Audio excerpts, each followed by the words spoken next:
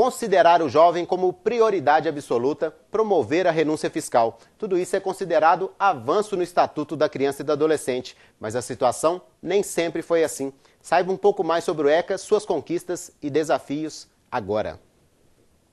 A justiça existe para todos, mas uma legislação exclusiva garante proteção integral a crianças e adolescentes. Criada há 20 anos, a Lei 8.069 protege quem tem até 18 anos de idade. É o Estatuto da Criança e do Adolescente, mas antes do ECA havia uma outra legislação. O pedagogo que foi um dos redatores do atual estatuto explica. A legislação minorista não era para o conjunto da população infanto-juvenil.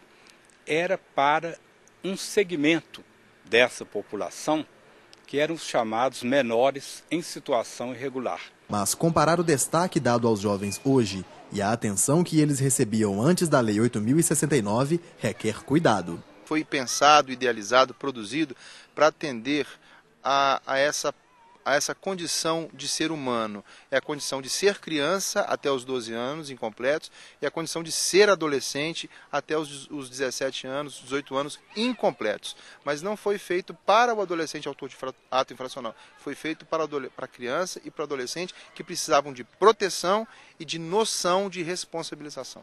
O último levantamento do Unicef aponta que, a cada ano, cerca de 30 mil adolescentes recebam medidas de privação de liberdade. Mas as medidas socioeducativas criadas para o jovem autor de ato infracional geram desconfiança. Ao perguntar sobre o destino de um adolescente infrator, não há unanimidade.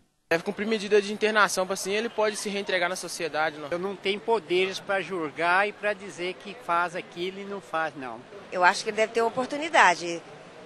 Ser encaminhado para uma internação, acompanhado de psicólogo, de médicos. Por presídio. Por quê? Porque sempre vai continuar cometendo os mesmos erros. E quanto mais dá oportunidade para os jovens, adolescentes, mais crimes eles vão continuar cometendo. Tem que ter uma chance para mudar, né? Porque se ele for para um presídio, ele vai sair de lá pior do que ele já estava.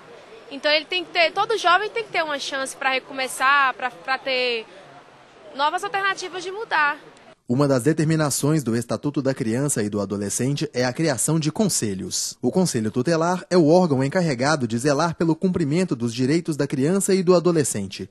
E a comunidade é quem ajuda nesse trabalho. Após receber uma denúncia, a gente vai fazer a avaliação, né? Tem casos que a gente acha que é mais pertinente e a gente vai em seguida, dependendo da direção que a gente toma. Porque, por exemplo, tem casos de denúncia de maus-trato que você pode ir no outro dia, né? Agora, tem casos que está acontecendo na hora que a gente tem que ir. Pais que deixam a criança, leva a criança lá para ser atendida e depois acontece eles mesmos evadem deixando a criança lá, né? Digamos assim, Deus dará. Aí eles comunicam com a gente vai lá e faz contato com a família. Se não tiver contato nenhum com a família, a gente tem que levar para abrigamento. Mas os conselhos tutelares enfrentam suas dificuldades. Temos só um carro e são 5 conselheiros. E então a gente tem que fazer as visitas, porque você notifica as pessoas via correio, mas tem uns que você tem que ir na casa das pessoas mesmo, para estar conhecendo, né? Estar conhecendo a família e ver qual que é a origem da família. Você tem que fazer a visita na própria casa. E mesmo com dificuldades, os conselhos colhem elogios. A parte positiva é que eles têm muita coisa para poder crescer. E se tem coisa para poder crescer, se nós ainda estamos em desenvolvimento, é necessário que os conselheiros tutelares também se organizem e busquem informações junto à sociedade civil para que a falta de carro, a falta de instrução dos conselheiros tutelares, a falta de papel nos conselhos tutelares, de computador, possam ser sanadas com diálogo. Porque o poder público tem condição de fomentá-los, o poder público tem condição de incentivá-los, mas a gente ainda vê uma distância muito grande entre eles, poder público, e o Conselho Tutelar. É preciso que nós façamos alguma coisa por isso. Uma novidade do Estatuto é a criação de um fundo financeiro, um apoio a mais para a juventude. Pelo artigo 260 do Estatuto da Criança e do Adolescente foi instituído o Fundo da Infância e Adolescência, nos 3 níveis de governo. O Fundo Nacional, gerido pelo CONANDA, né, Conselho Nacional dos Direitos da Criança e do Adolescente, os fundos estaduais e municipais. Se, por exemplo, o dono de um estabelecimento for pego vendendo bebida alcoólica ou cigarro para menor, ele será multado. E o valor dessa multa será revertido para o Fundo da Infância e da Juventude. Além disso, também existe a opção de renúncia fiscal. é a oportunidade oferecida pelo Estado para que empresas destinem verba para auxiliar o futuro de crianças e adolescentes. E o projeto gerenciado por Zulmira Braga tem nome sugestivo: Cidadão do Amanhã. Os empregados que fazem a sua declaração no modelo completo, eles podem destinar 6% do imposto devido para os fundos da criança e do adolescente. O papel da Fundação é um papel de articular esse processo junto aos empregados, junto às empresas e destinar esses recursos para esses fundos. E é benéfico, porque é uma contribuição, mais uma contribuição, né, que é uma renúncia fiscal e que pode ficar no próprio município onde o empregado reside.